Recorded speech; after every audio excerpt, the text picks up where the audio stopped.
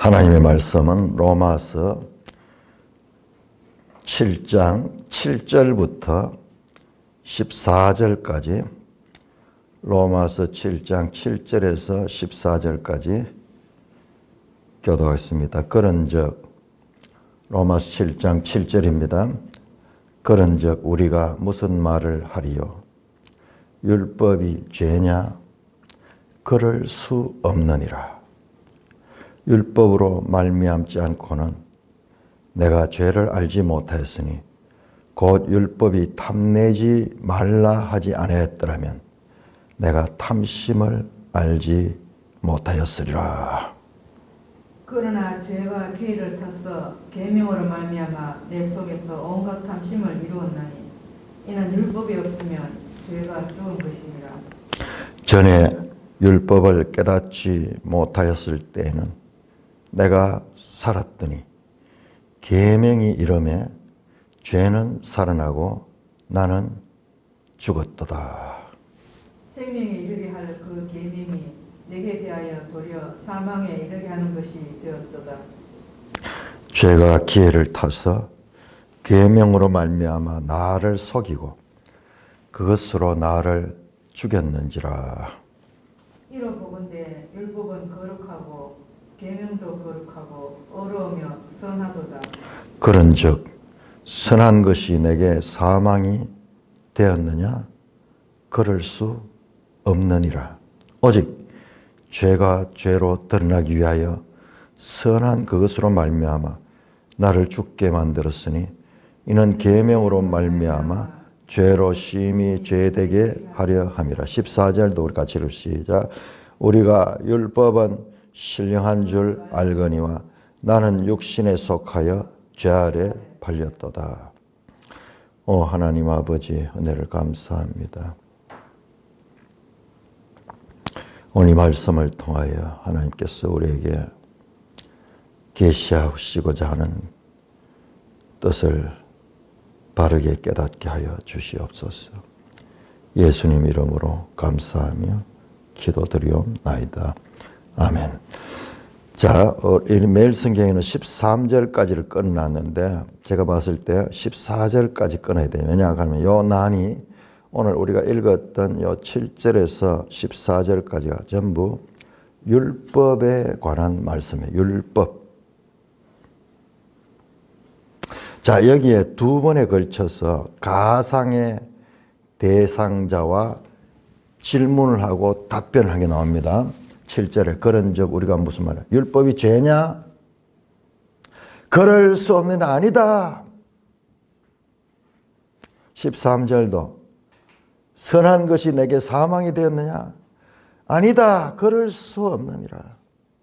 자문자답하면서 답변하는데 이 자문자답이 이 로마서에서 제가 지금 확인해 보니까는 3장 4절, 3장 31절, 6장 2절, 6장 15절, 7장 7절, 7장 13절 지금까지 계속 이렇게 나와요. 또 앞으로 9장에서 또 나옵니다. 9장 또 11장에 나오는데 이 사도 바울의 이 로마서를 쓰면서 소위 디아트라비 형식을 통해 가지고 스스로 묻고 스스로 답하면서 자신의 논리를 이제 오해 없이 전개시켜 나가기 위해서 사용하시는 그런 수사적 표현이다. 이게 고린도전서에도 나옵니다. 고린도전서 6장 15절, 갈라디아서 2장 17절, 3장 21절. 자신의 뜻을 논증할 적에 바울이 아주 상습적으로 사용하고 있는 그와 같은 수사법. 모노드라마처럼 1인 다역을 하면서 그렇게 말씀하는데 어제 말씀드렸지 오늘 이 본문 7장 7절 이후는 전부 다 1인칭으로 되어 있어요. 1인칭. 자, 그래서 이 7절에서 오늘 읽었던 24절까지는 정말 어려운 내용이 그 속에 담겨져 있는 건데요. 그래서 그것을 오늘 따로 이렇게 다루게 되는 것입니다. 자, 첫째 오늘 주제는 율법입니다. 율법. 율법을 무엇이냐? 율법에 관해서 말씀하는데 이게 7장 7절에서 14절입니다. 그런데 우리가 지금까지 보시면요. 5장, 자, 1장 16절에서 5장 11절까지가 이신칭의. 자, 그리고 보시면은 5장 12절에서 무엇을 강조했냐? 12절에서 21절까지 여기서 강조는요. 사망의 왕노릇. 그 다음에 6장 1절에서 23절까지 여기는 죄의 왕노릇. 이것을 다루었어요. 그리고 7장 오늘 본문에 들어와서는 오늘 본문 7장 지금 여기까지는 율법이 강조되고 있습니다. 율법.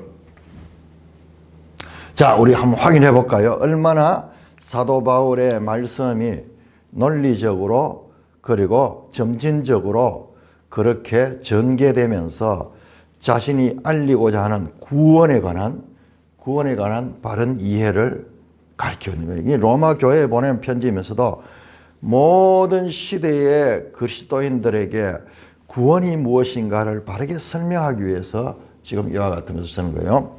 자, 우리가 5장 보시면은 5장 12절, 13절 그리고 21절에 보시면은 5장 12절, 13절은 사망이 왕노릇 했다고요. 왕노릇.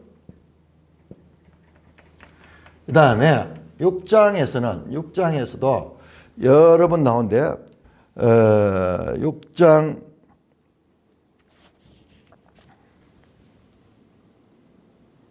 6절, 6장 16절, 6장 17절, 6장 20절. 자, 여기 찾으면 여기는 주제가 죄가 왕이 되는 거예요. 그런데 왕노릇이라는 표현이 안 나와요. 여기는 왕노릇이라는 표현이 나오는데 여기는 종노릇. 누가? 사람이 죄의 종이 됐다는 거예요. 그러니까 이 두 개가 하나는 그 사망이 주도하는 입장, 그 다음에 6장에서는 이 사람이 죄의 주도하는, 그 둘 다 사실은 죄가 왕노릇하는 거예요. 사람이 종이니까는. 여기에도 표현 나눠서 그렇지, 사망이 왕이면은 사람은 종이잖아요. 지배를 당하는 거예요. 전부 지배 이야기입니다. 지배.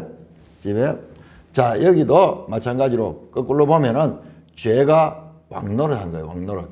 그러나 이것은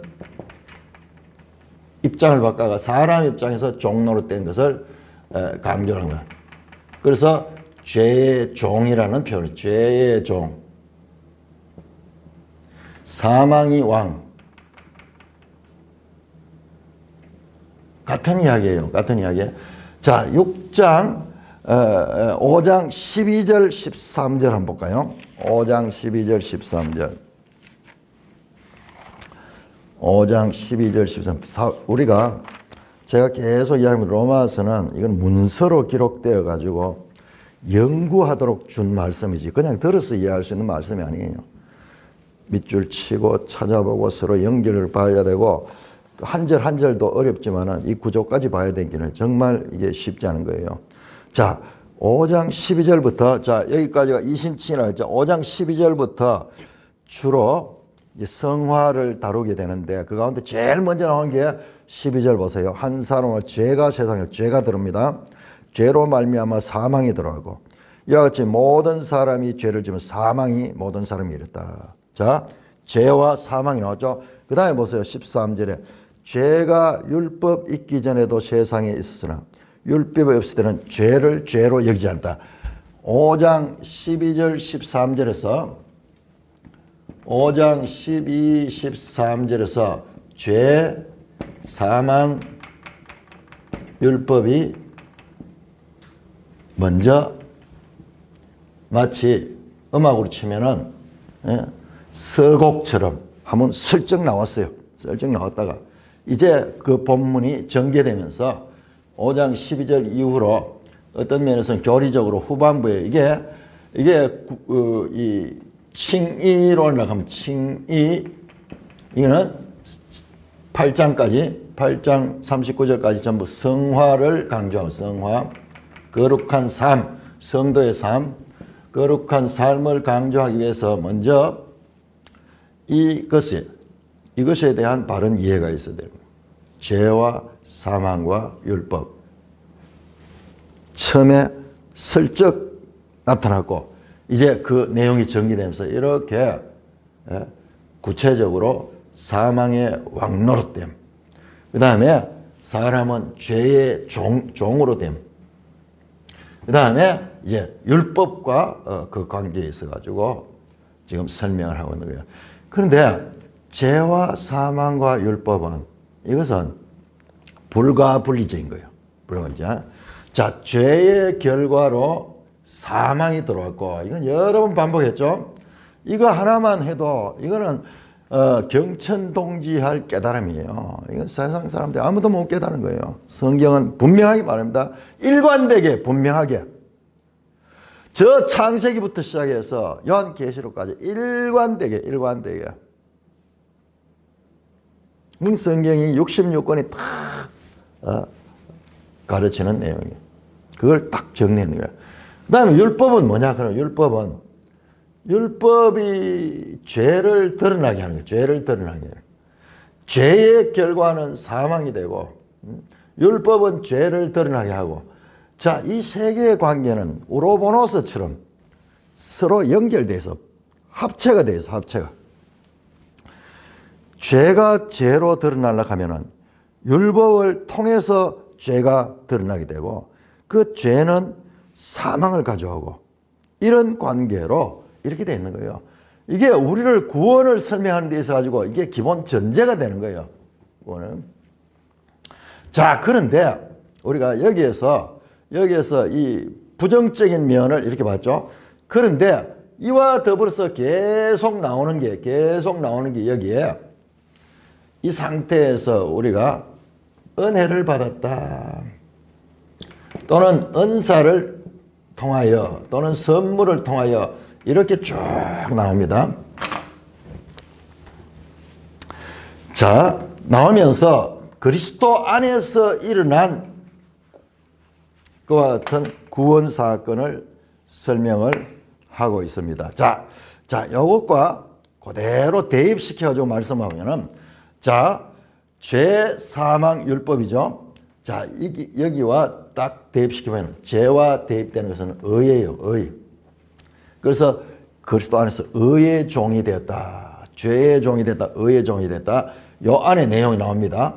그 다음에 사망에 대입해가지고는 생명, 영생. 우리 주 예수 그리스도의 은혜는 죄의 삭선 사망이고 우리 주 예수 그리스도의 은사는 영생이다. 그 다음에 율법과 대조해가지고는 이게 은혜. 이런 구조가 나오는 것을 발견하게 됩니다. 그러니까는 독이 있으면은 해독제가 있듯이, 불이 나면은 물로 끌 수 있듯이 문제고 그 문제 해결책이 이게 예수 그리스도 안에 있는 거예요. 이게 구원이에요. 이게 구원. 이것이 완전히 하나가 되어가지고 왕노할 적에 이것을 제압할 수 있는 이게 더 강한 자다. 훨씬 더 강하다. 지금 이 논리를 지금까지 전개했던 거예요. 이 복잡한 이야기가 사실은 이와 같은 것이고 이거를 다시 더 환원을 해보면요. 5장 12절 13절에서 아담 안에서 자, 이것이 전부 다 그리스도 안에서 자, 아담과 그리스도를 대조하면서 12장 13절에서 이제 두 체제를 이야기했죠. 이게 사실 이 이야기가 계속 지금 이어지고 있는 것입니다. 이어지고 있는 것입니다. 자, 그런 가운데서 우리가 오늘 공부하는 부분은 죄의 부분이 지나고 사망이 왕노하는 것, 그 다음에 죄가 왕노하는 것, 그 다음에 율법에 관한 말씀을 지금 전개하고 있다. 이런 구조 가운데서 지금 이 말씀이 이어지고 있고, 자, 사망과 죄와 율법이 나오고 나면은, 그 다음에 이제 본질적으로 바울 사도가 강조하고자 하는 메시지도 나오게 될 것입니다. 자, 그런 구조 가운데서 오늘 말씀을 보겠습니다. 7절입니다. 바울이 새로운 주제를 시작할 때마다 이런 가상의 대화자와 질문하고 답변하죠. 그럴 수 없느다. 메게노이트. 이게 그럴 수 없느니라. 그럴 수 없느니라. 이것이 아주 사상을 전개하는데 아주 중요한 그와 같은 신호와 같이 그렇게 나타나고 있는 것입니다. 근데 이거 들어서 어떻게 우리 알고 있어요? 이거는 연구를 해야 돼요. 몇 줄을 치고 보면은 이게 반복적으로 등장하고 있다는 것을 알 수가 있습니다. 자, 율법이 죄냐? 그런 적 우리가 무슨 말이에요? 율법이 죄냐? 율법이 나쁜 것 같아. 왜냐 하면 율법을 우리가 지키지 못하니까는 죄가 되니까는, 그럼 율법이 우리를 넘어지게 하는 죄와 같으냐? 그럴 수 없다. 율법으로 말미암자고 내가 죄를 알지 못하였으니 곧 율법이 탐내지 말라 하지 아니하였더라면 내가 탐심을 알지 못했다.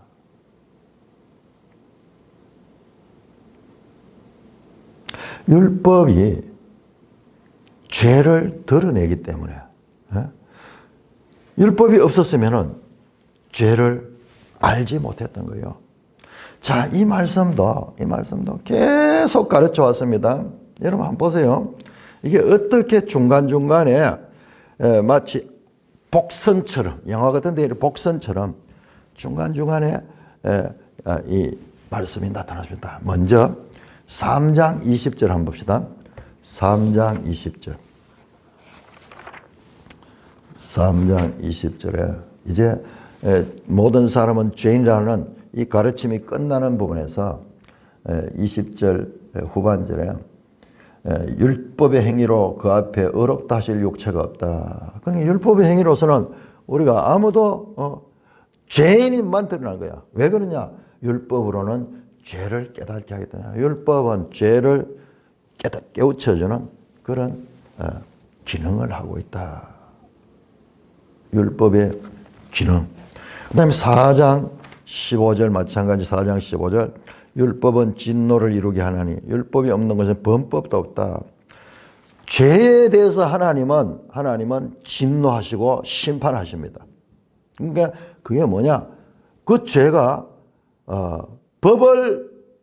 율법을 어김으로 그 하나님의 심판이 오기, 그 죄에 대한 심판이기 때문에 율법이 죄를 드러내기는 율법이 죄를 드러나요. 율법이 없다면 죄가 드러나지 않는다.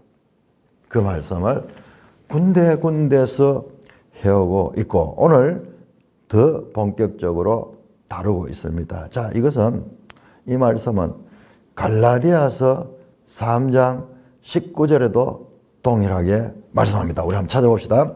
자, 갈라디아서 3장.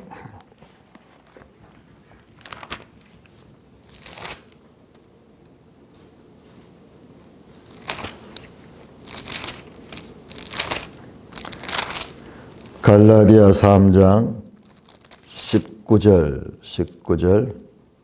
그런즉 율법이 무엇이냐? 범법함으로 더하여진 것이라.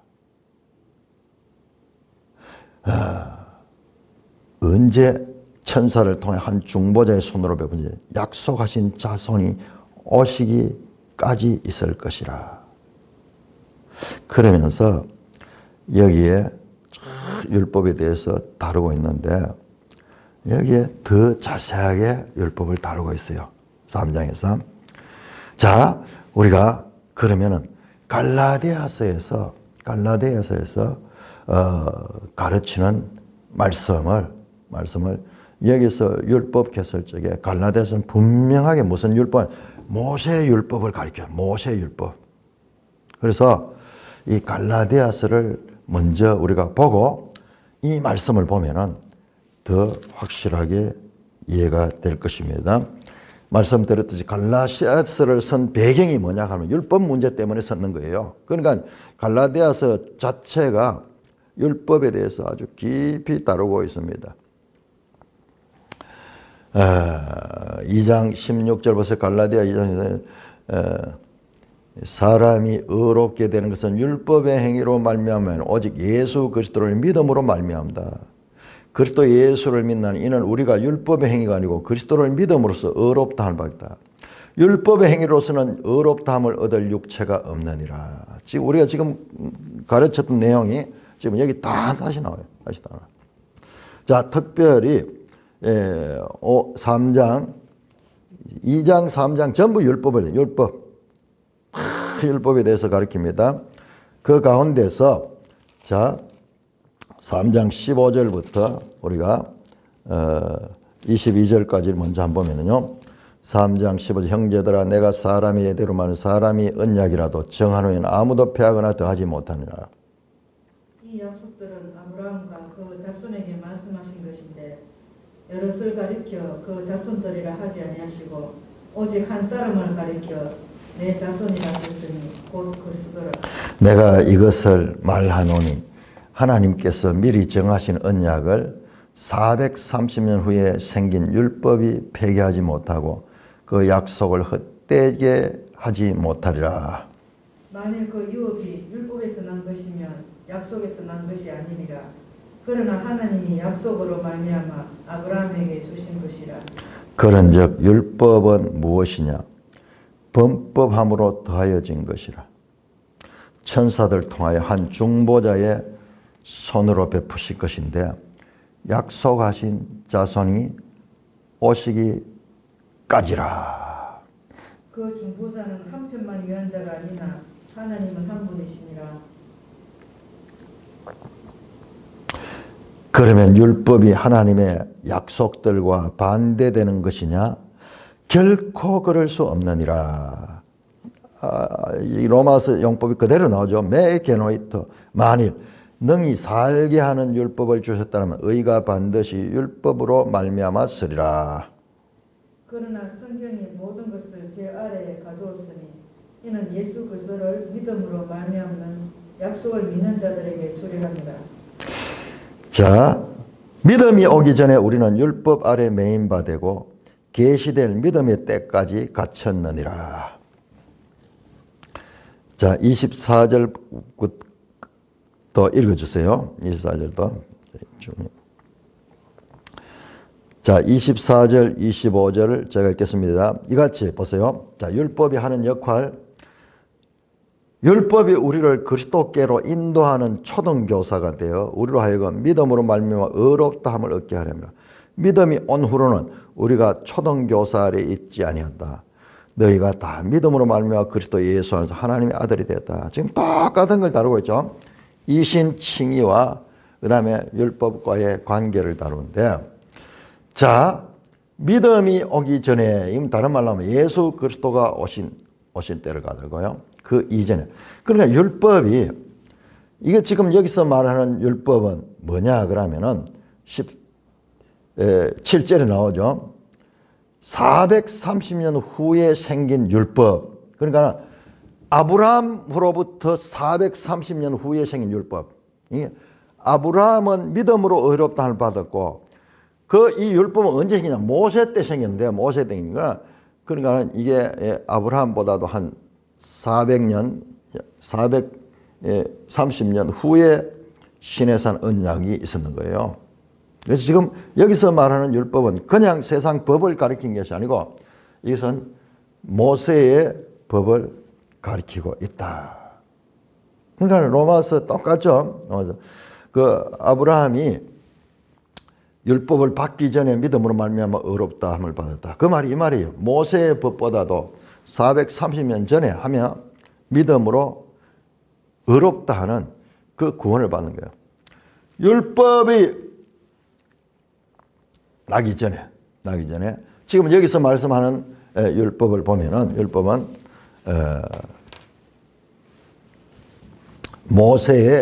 모세를 통하여 준 법을 가르쳐 주는 거예요.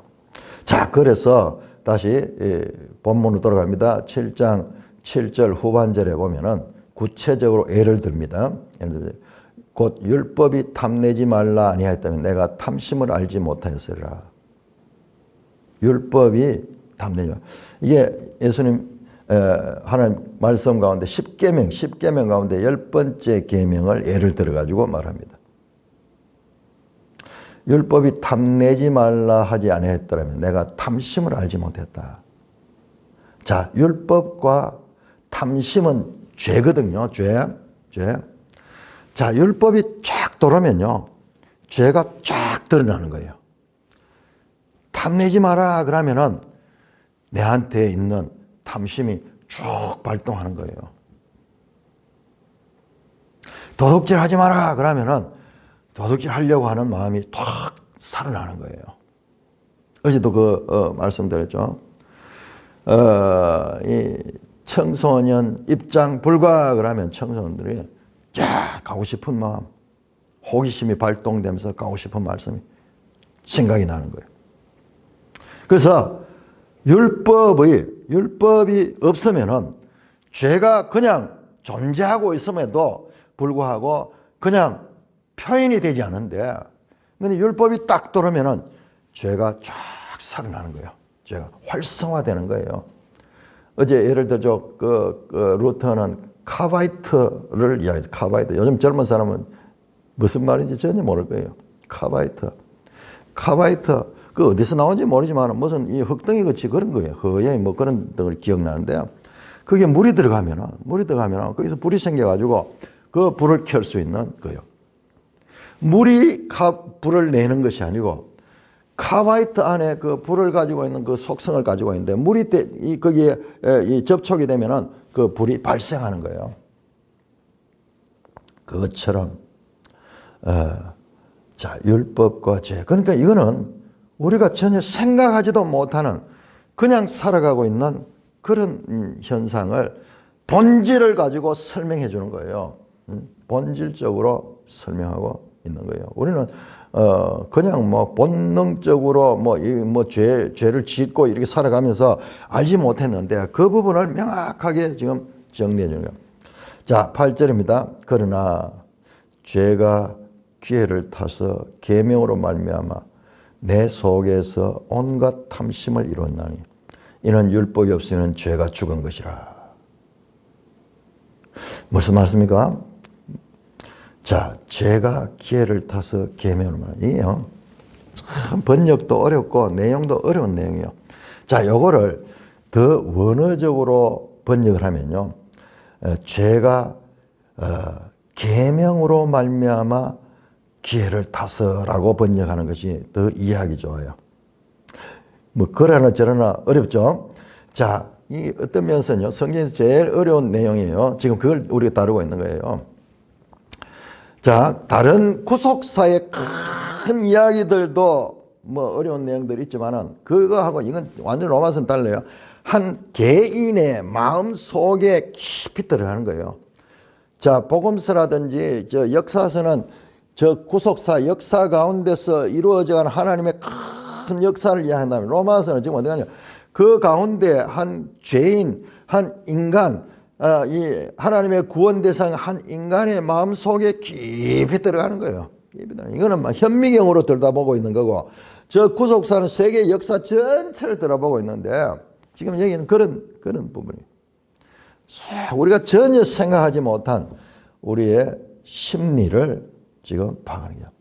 여러분, 학문에 있어서 심리학이라 하는 학문이 최근에 생겨났어요. 그거는 최근이라고 이야기하죠. 20세기 들어와서 생겼어요. 그 이전에는 그런 학문 자체가 없었어요.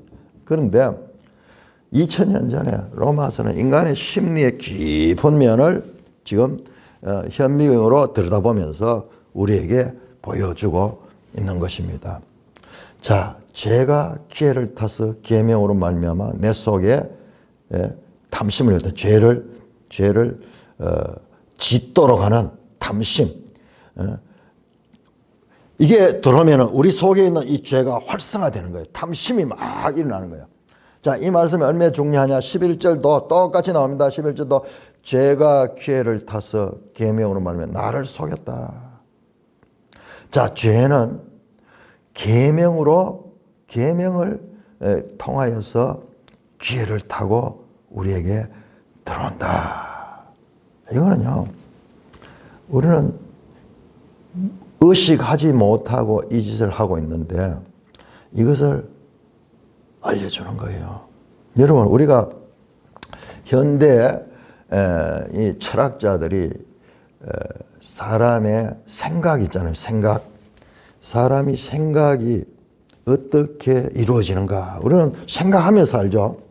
그런데 생각이 어떻게 이루어지는가를요, 최신 학자들 가운데서 연구를 해서 밝히는데, 우리가 어떻게 언어를 통하여 생각을 한다 그래요. 언어. 그러니까 이 단어들을 많이 알면 생각이 풍성해지는 거예요. 그런데 단어를 잘 모르면 우리가 생각이 발전이 안 되는 거예요.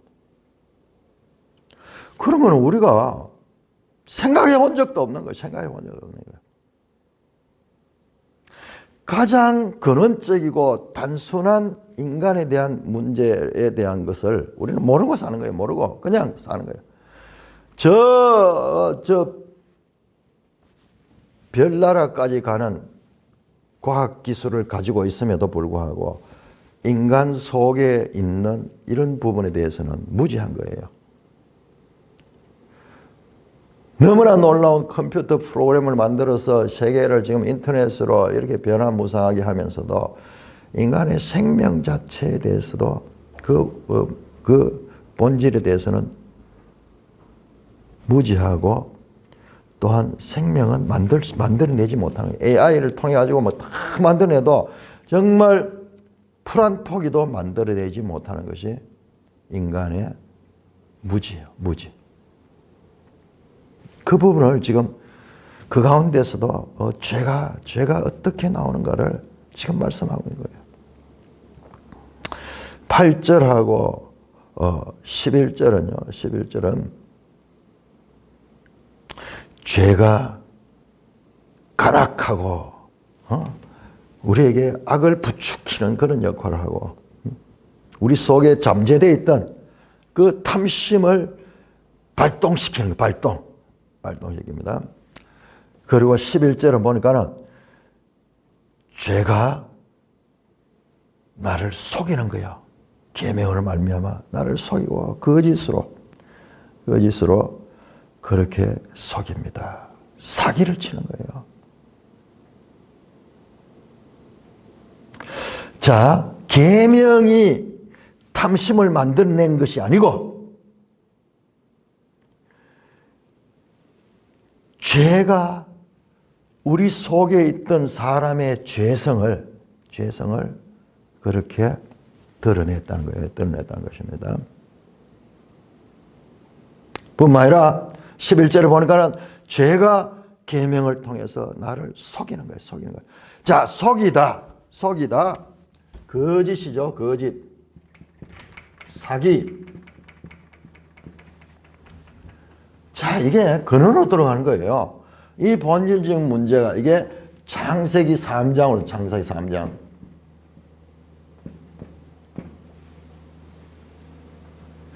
뱀이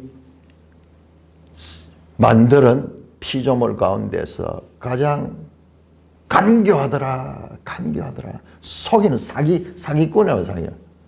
그래서 하나님 말씀을 비틀어 가지고 정말 하나님이 그 선악을 아는 나무를 먹지 말라 하더냐? 정말? 그러면서 사기를 치는 거예요. 그러니까 아니야. 결코 죽지 않아. 하나님의 법을 속이잖아요. 지금 창세기에 나오는 그 신화 같은 이야기가 처음에 뭐 좀 너무 동화스럽잖아요. 그 성경이라는 게 너무 동화스럽잖아요. 아니에요. 이것이 우리가 하나님이 누구신가를 알려주고 인간이 어떤 존재를 알려주는 완벽한 하나님의 지혜가 성경인 거예요. 속이는 거예요. 이게 뭐예요? 이게 사탄. 예? 사탄. 그런데 제가 말씀드렸죠? 지금 로마서는 사탄이 나오지 않아요. 사탄이 절제됩니다. 딱 16장 가서 한번 나옵니다. 16장에서 한번 딱 나오는데 어떻게 나오느냐? 자, 이렇게 범죄한 그 인류는 이로 말미암아 이 범죄로 넘어가면 너는 흙이니 흙으로 돌아가라. 사람이 사망에 이르게 되는 그와 같은 과정이 원형이 나오는 거예요. 원형. 에덴에서의 속임과 거짓과 그 다음에 거기에 인간의 욕심이 탁 발동했는 거예요. 네 눈이 밝아 하나님같이 되리라 하니까 인간이 가지고 있던 그것이 이와 같은 거짓으로 탐욕이 일어난 거예요. 그 결과 수치심을 느끼고 부끄러워지면서 이와 사망이 찾아왔는 거예요. 그래서 너는 흙이니 흙으로 돌아가 사망으로 연결됩니다. 자, 그런데 하나님께서 3장 15절에서 창세기 3장 15절에서 이 모든 것을 알고 여자의 후손이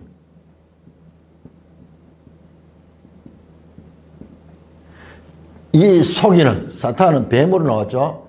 뱀의 머리를 짓밟는 그 말씀은 뱀을 완전히 박멸하는, 그러나 뱀은 여자의 후손의 발꿈치를 상하게 하지만은 뱀의 머리를 상하게 하는 이와 같은 대복음이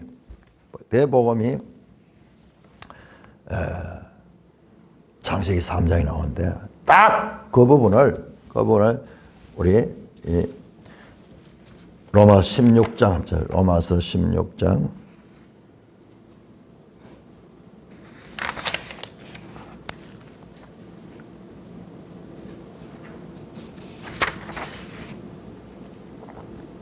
16장 20절입니다. 16장 20절. 평강의 하나님께서 속히 사탄을 너희 발 아래 상하게 하시리라. 우리 주 예수 그리스도의 은혜가 너에게 있을지라. 여러분, 사도 바울이 지금 이 내용을 몰라가지고 지금 절제하는 거 아니에요. 한 번 딱 등장하는데 그 사탄이 뱀의 머리를 상하는데 너희가, 교회가, 그리스도와 연합된 교회가 이 뱀의 머리를 상하게 하는 그 말씀이 나오는 거예요. 그러니까 이 바울 사도가 사탄에 대해서 지금 절제하고 있다는 걸 알아야 돼요. 그런데 우리 다른 서신들 보세요. 에베소서 이런 데 보면 마귀의 괴계를 대적하고 너희가 싸울 것은 이 혈과 육이 아니요 악한 영들과의 싸움이다. 전부 그렇게 이야기해요. 전부 영적 싸움. 정사와 권세와 하늘에 있는 악한 영들과의 싸움이다. 그러면서 다 로마서에서는 이 말씀을 안 하는 거야. 이 말씀을 안 하고 계속 현상적인 거, 이 근본적인 이 말씀을 하지 않아요. 이 말씀을 하지 않습니다. 왜 그럴까? 그거는 우리가 알 수 없어요. 그렇지만은 성경을 깊이 보면 그 이유를 알 수 있을 것 같아요. 그 이유를. 자, 절제하고 있다는 걸 알고, 자, 이와 같은 과정과 지금 연결되는데, 이게 지금 사탄이 등장하지 않지만은 이 죄라고 나오는 죄를 인격적으로 막 이렇게 다루는데, 이것도 아주 놀랍죠? 결국 이건 사탄으로 바꾸면은 딱 일치되는 말씀이에요. 사탄이 그렇게 하는데, 그걸 절제하고 있다. 그러니까는 우리는,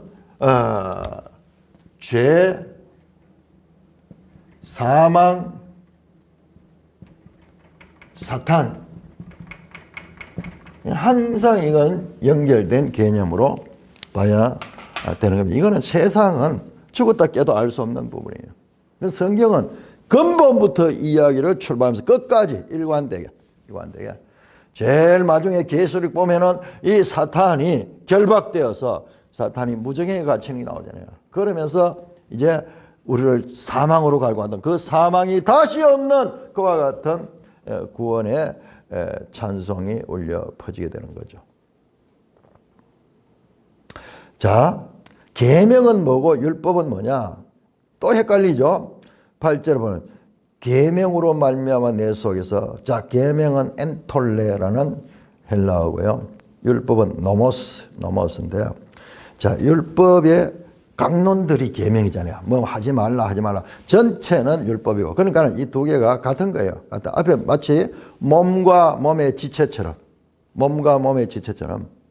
몸을 이루고 있는 지체들의 모임 전체가 몸이고, 이 계명들의 전체가 율법이에요. 그런 같은 말입니다. 어떤 면에서는 평행구예요. 평행구. 자, 계명이 딱 오니까는 죄가 쫙 드러났습니다. 이는 왜냐하면은 율법이 없으면 죄가 죽은 것이다. 앞에서 계속 말했죠. 율법은 죄를 죄되게 드러나게 하는 것이다.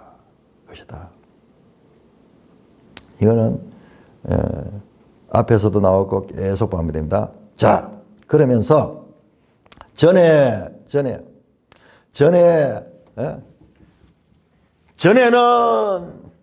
이제는, 자, 이 시제를 놓치면 안 됩니다. 자, 5장 12절부터 지금까지 계속 큰 흐름으로 이어지는 것은 아담 안에서, 그리스도 안에서, 자, 이 내용들이 쫙 죄와 의와 사망과 생명과 그 다음에 율법과 은혜와 쭉 나오죠. 자, 이제 시제로 보면 그때 이제 그리스도 이전에, 그리스도 믿은 이후에 자, 계속 이 개념이 이어집니다. 그때는 이제 율법을 깨닫지 못하고 있을 때는 내가 살았어. 근데 또 계명이 나옵니다. 계명이 이러면 죄는 살아나고 나는 죽었다. 자, 이걸 우리가 쉽게 예를 들어보면요. 예수 믿기 전에, 제가 개인적으로 예수 믿기 전에 우리 이 한국 사회에서 6.25 사변 이후에 살아나면서 가난하게 살아왔잖아요. 그러니까 물질에 대한 욕심들이 되게 많았어요. 그리고 훔칠 수 있으면은 많이 훔쳤어요. 왜냐 그러면은 전쟁 때는 윤리 도덕도 없습니다. 윤리 도덕도 없고 그냥 먹고 살기 위해서는 생존이 우선이지 법은 둘째예요. 그러니까 니남 할 것 없이 다 그런 풍토에 살다 보니까는 거짓이 많고 도적질하는 것도 많고 그래서 옛날에는 도둑놈이 얼마나 많은지, 요즘 웬만한 거는 가져가지도 않으잖아요. 근데 그 가난한 시절에 훔쳐가고 이런 게, 그게 정말 보면은 눈물 나는 사연이에요. 들어와서 남의 걸 훔쳐간 사람은 이제 굶어 죽기 직전이야.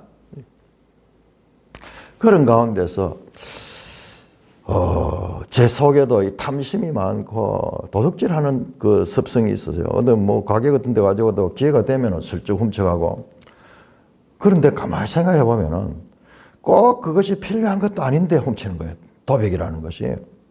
한 번 아주 어릴 때인데요. 만화방에 가서 그때 지금 생각해 보니까 그 만화방 주인이 몸이 아팠던 거예요. 몸이 아파가지고 그냥 방에 있는 거예요. 방에 있고. 우리는 밖에서 돈 주고는 만화 보는 척하면서 이러면서 한 권씩, 두 권씩 매일 가가지고 한 권씩 훔쳐오는 거예요. 그리고 집에 수북이 사놨어. 이게 이제 부모님한테 들켜버렸어. 그래가지고 부모님이 이제 그걸 다 가지고 가가지고 이제 가니까는 이제 너 학교 알려가지고 교장 선생님한테 알려가지고 니 이제 큰일 났다 하면서 그런 막 두려웠던 적들이 있는데, 아니 그 어린 시절에 아마 초등학교 1, 2학년 정도 그렇게 훔쳤어. 그런데 예수 믿고 나니까는 그런 습성이요 없어지지 않았어요. 근데 예수 믿고 나니까는 예수 믿고 나도 처음에는 별로 그런 거 없었어요. 별로 그런 거 없는데 점점 이제 말씀을 깨닫게 되니까는 죄가 있구나. 내가 죄를 짓는구나. 그 죄를 짓지 않아야 되겠느냐. 그러면서 그 습관이 없어져 버렸어요. 없어져 버렸어요. 내가 예수를 믿기 전에는 내 속에 죄가 나를 지배해서 나와 죄가 한 몸이 되어 있었어. 그런데 이제 예수를 믿고 나니 하나님의 말씀이 깨달아지니 그 말씀이 나를 지배하기 시작하니까는 내 죄성이 죽어버린 거예요. 죽어버린 거예요.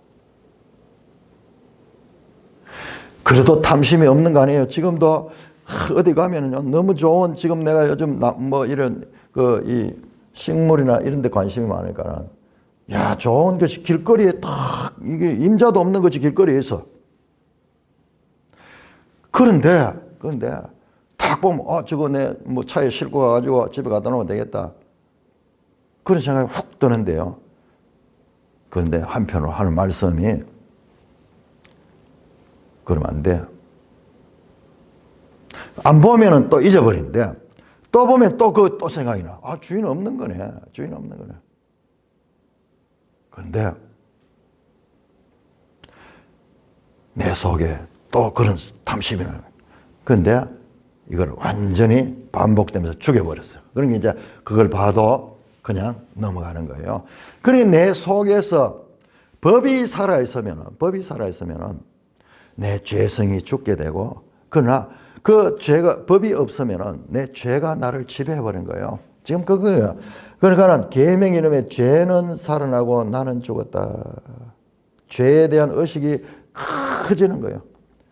그러니까는 죄 짓고자 하는 나는 죽게 되는 것입니다. 그러니까는 율법을 깨닫지 못할 때는 내가 마음대로 죄와 더불어 살았는데 율법이 이제 나에게 깨달아지기 시작하니까 내가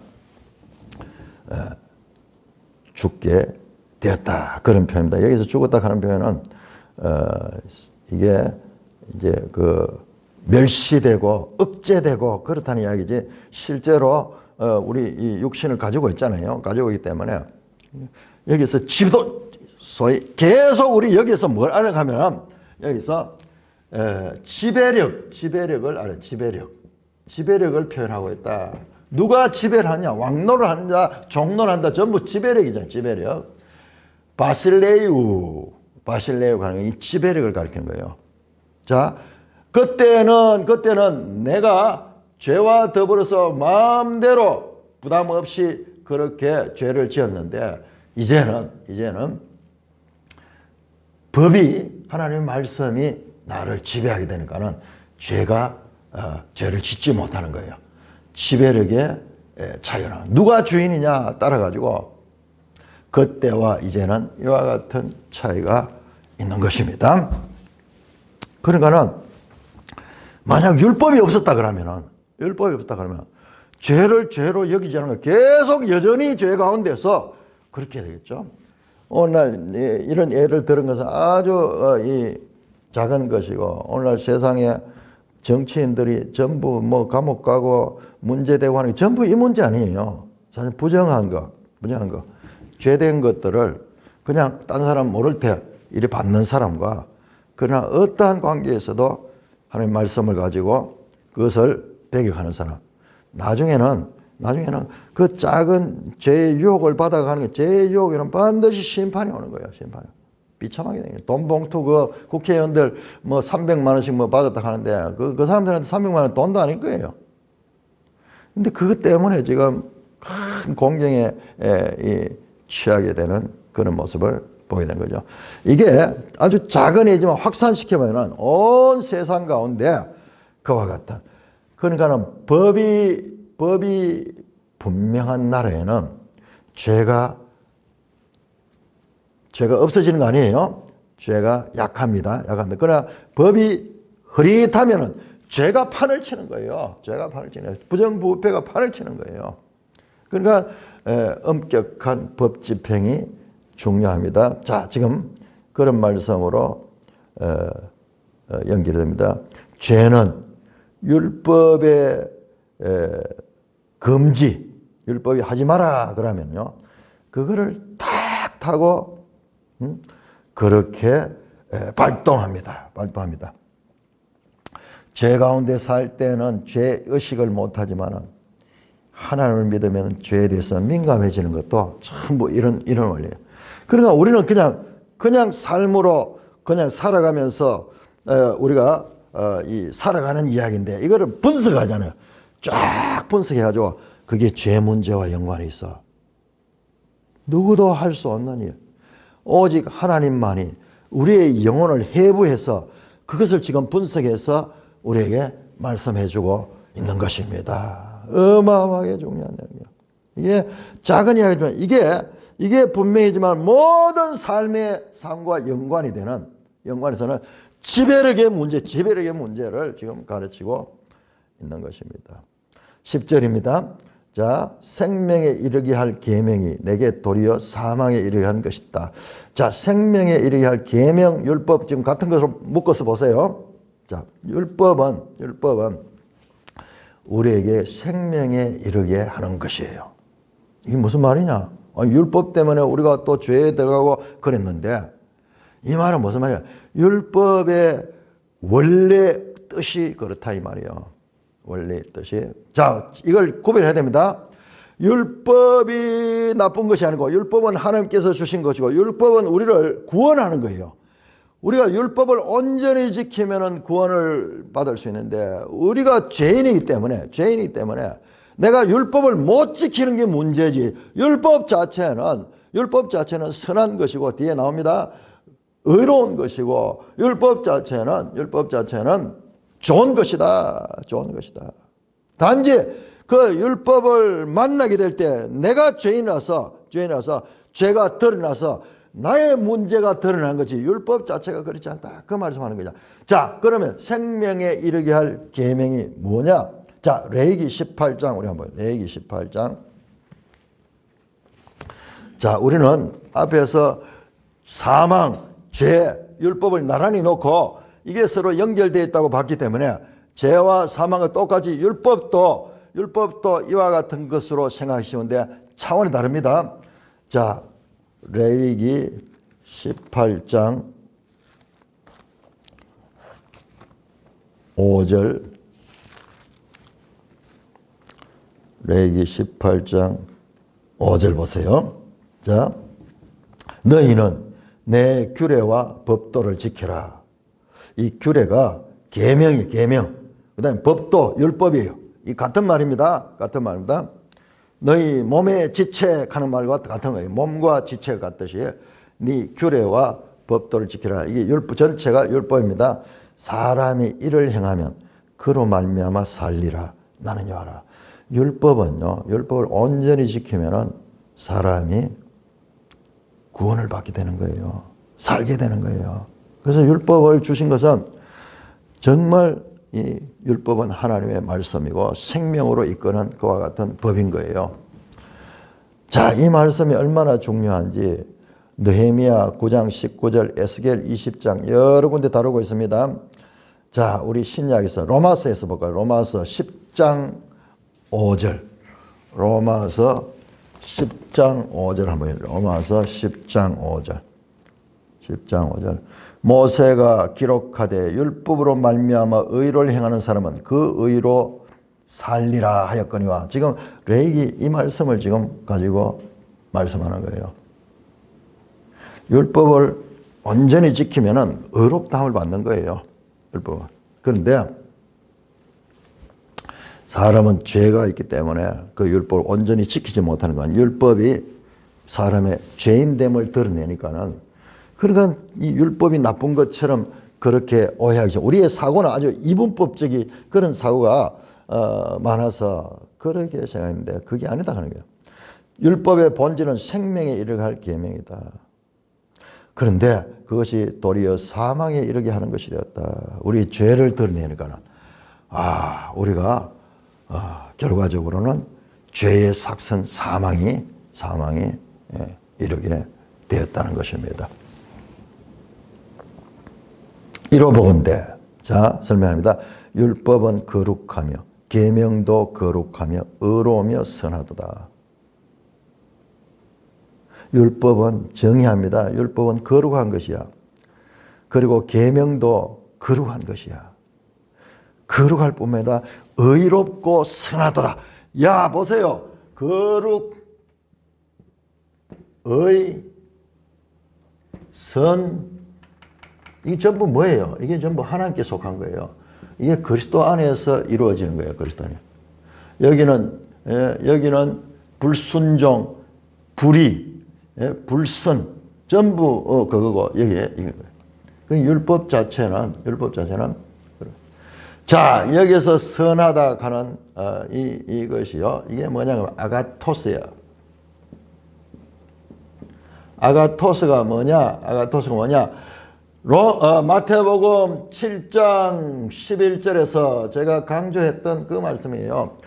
하물며 하나님께서 그 구하는 자에게 좋은 것을 주지 않겠느냐. 좋은 것 같은 거예요. 이 좋은 것.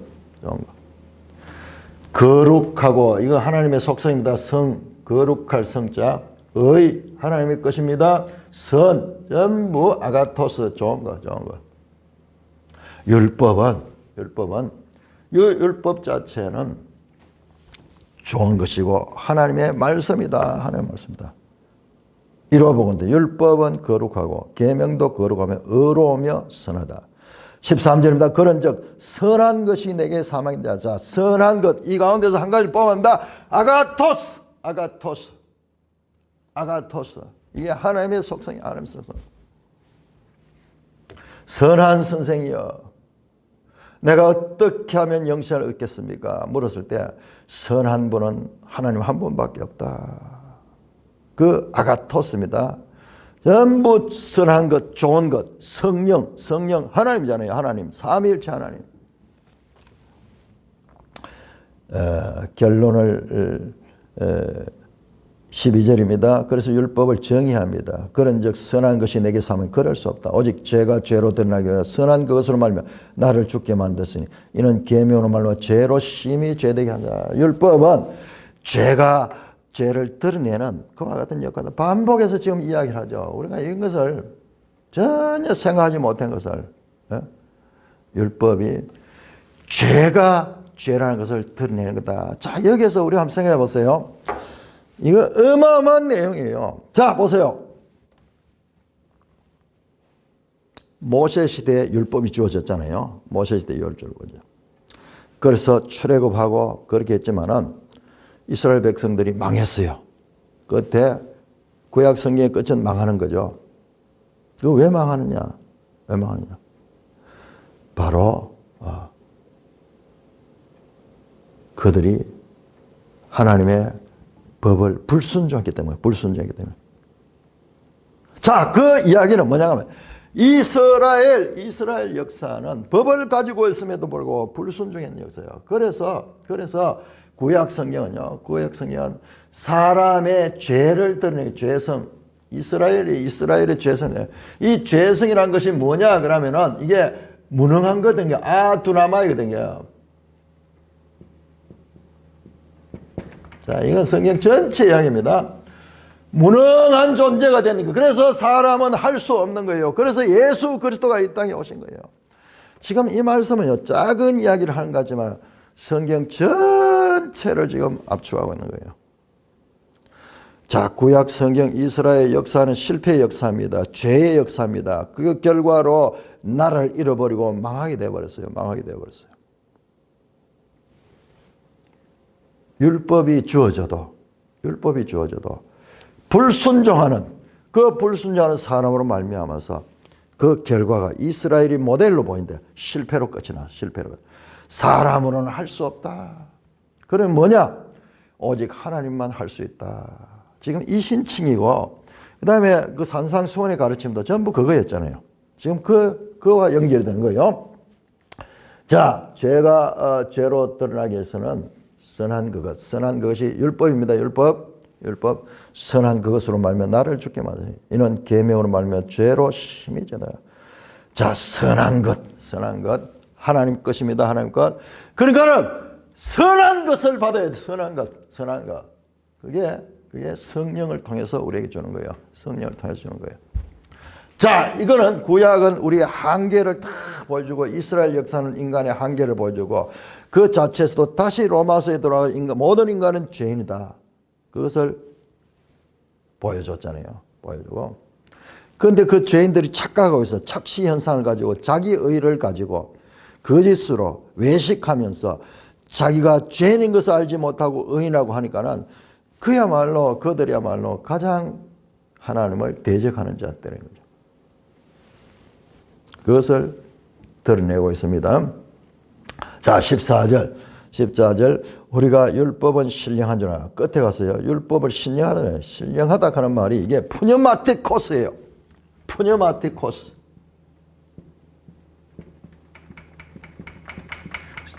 이 성령이 성령. 신령하다 하는 말인데 이게 영적이다.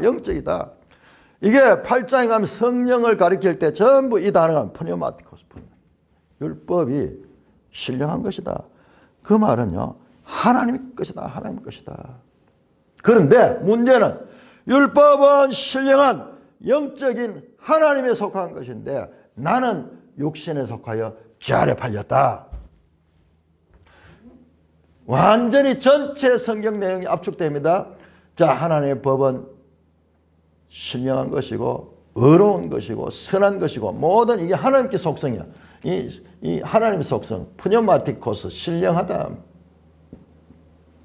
전부 율법, 이게 전부 율법.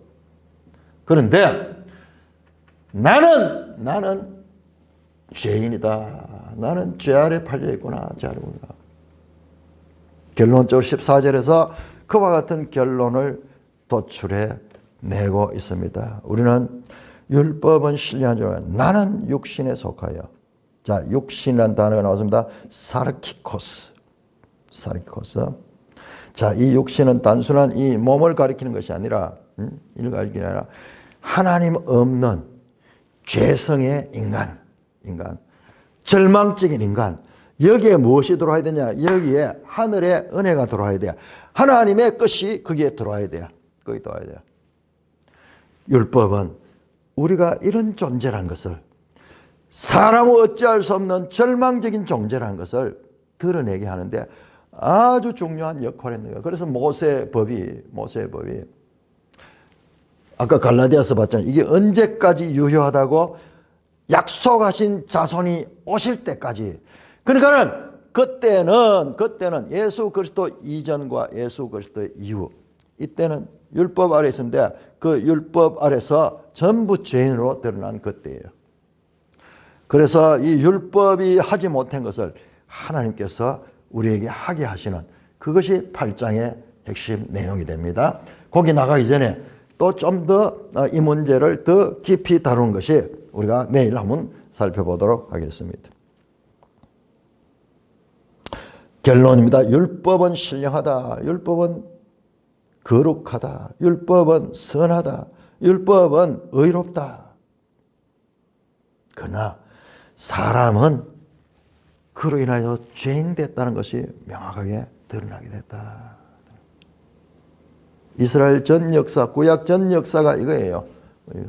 왜 하나님께서 택한 그 백성이 나중에는 저주를 받게 됐는가? 신명기 28장 복과 저주 가운데서 저주의 결과가 뭐냐 하면 나라에서 쫓겨나는 거예요. 나라에 쫓겨나는 거예요. 그게 구약 이야기잖아요. 뭐냐? 하나님의 법에 대한 불순종의 결과다.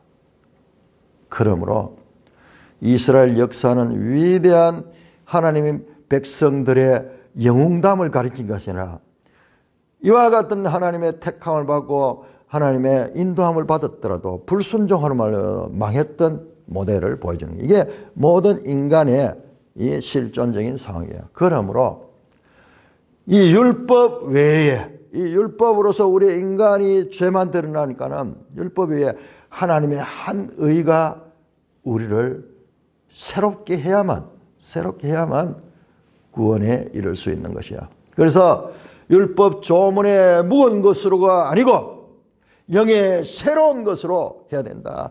바로 그리스도 안에서 이루어진다. 그 말씀이 지금 계속 반복되면서 우리에게 가르쳐 지고 있고 8장에 가서 더 확실하게 드러나게 되는 것입니다. 찬송가 200장입니다.